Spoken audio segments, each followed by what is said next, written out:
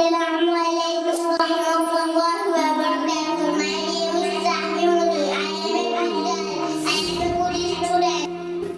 মাত্র 5 বছর বয়স, এখনো তার উচ্চারণে শেষে ছিল কৌতূহল। তবুও শোনেন সে কিভাবে ইংরেজিতে কথা বলছে।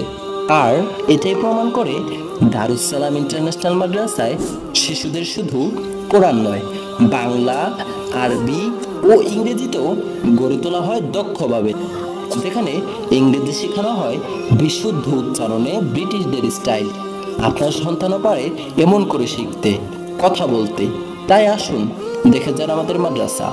ভর্তি চলছে এখন নার্সারি থেকে হিফজ বিভাগ পর্যন্ত।